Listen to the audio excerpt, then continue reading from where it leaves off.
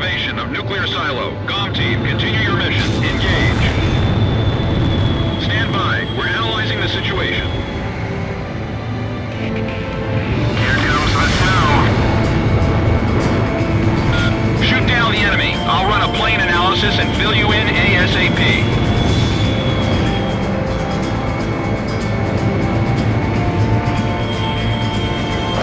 Those who survive a long time on the battlefield start to think they're invincible. That's what you do too, buddy.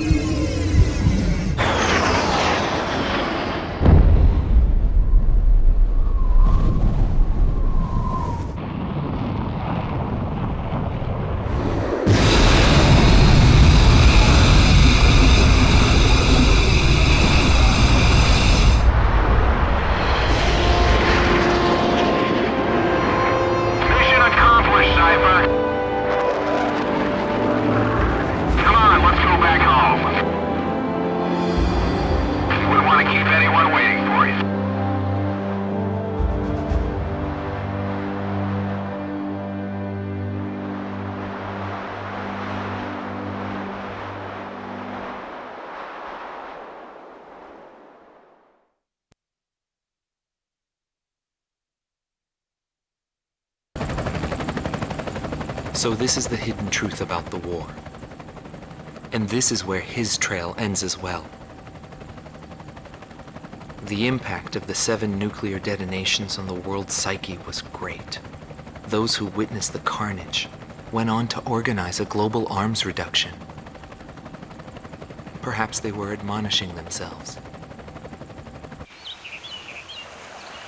Furthermore, the existence of V2 was concealed. The events that occurred after the war faded from people's memories, and these men were also sealed away from history. Maybe this was one path to achieve peace. And here the curtain falls on this story. However, that does not mean their own stories came to an end.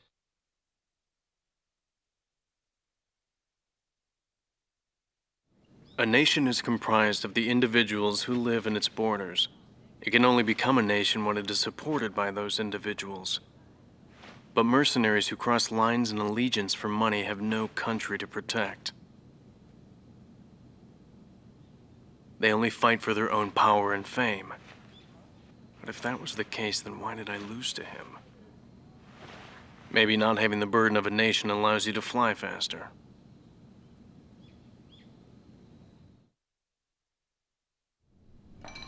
I bailed out and landed here. The captain was gone.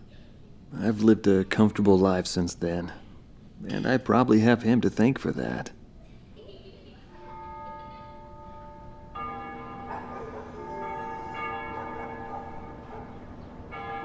They ring the bells here at dusk to honor the liberation of the capital. It signals peace, but to me, they are the sounds of death.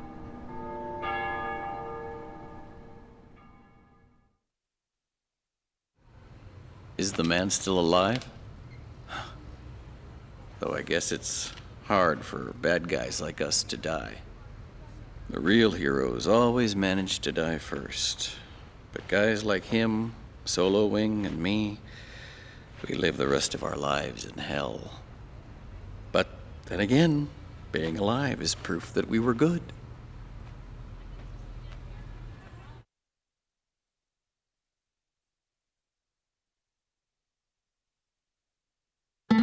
Marcela Vasquez, the Espada team's number 2 and former member of the Sapan Air Force, 9th Air and Land Division, 11th Tactical Fighter Squadron.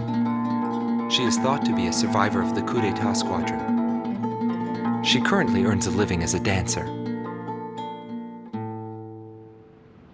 If the Demon Lord hadn't appeared, our lives might have been different.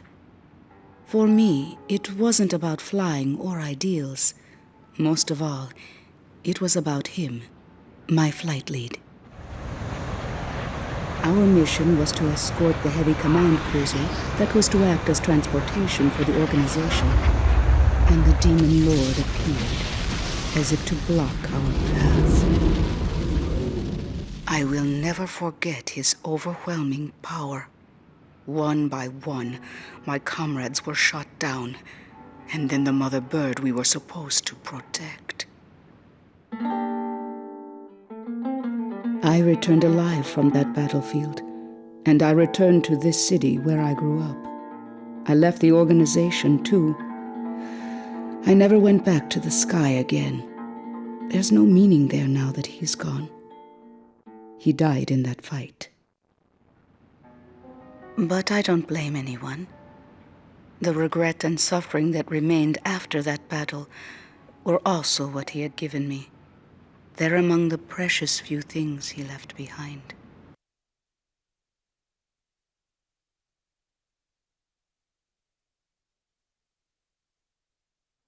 Anthony Palmer, former lieutenant of the Ocean Air Defense Force, 8th Air Division, 32nd Tactical Fighter Squadron.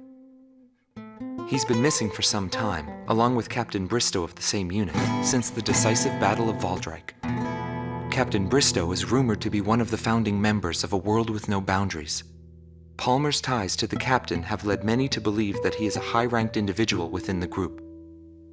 He currently works for an insurance company based in Aurid, the capital city of Osea. Demon Lord was right. Everything he touched fell apart. I thought I was watching magic. When I was in the military, they called me an ace too. I got medals for my actions on numerous battlefields. I never felt fear toward an opponent. The same went for my ideals. I wasn't afraid to take on even an entire country. But when I was fighting him, something felt different. At first, I didn't know what it was.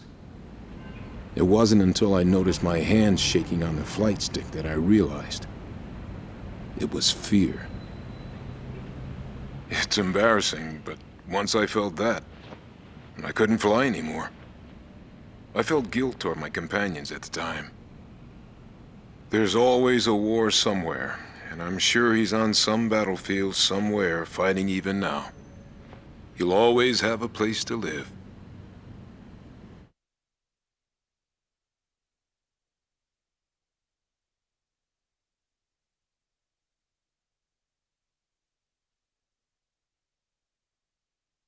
Larry Fink, also known as Solo Wing Pixie. Galm Team's number 2, and member of the Ustio Air Force, 6th Air Division, 66th Air Force Unit. That's right. This man was his buddy, and his enemy. I should have died that day, but I didn't. I dragged my wounded body and reached ground zero of the nuclear detonations. A barren, empty land. I felt an unbearable sadness when I witnessed that landscape. There were still people living there. They were the ones that saved me. It may be true that the world has no need of borders, but would getting rid of them really change anything? The world won't change for the better unless we trust people. Trust is vital in a peaceful world. But that will never happen. I'm still on the battlefield. Right now I'm near a border. I want to see for myself what borders really mean, and what their volition really is. I may not find what I'm looking for, but I still want to try. Anyway, that's what I've come to believe, and I think that's enough. Will he see this video?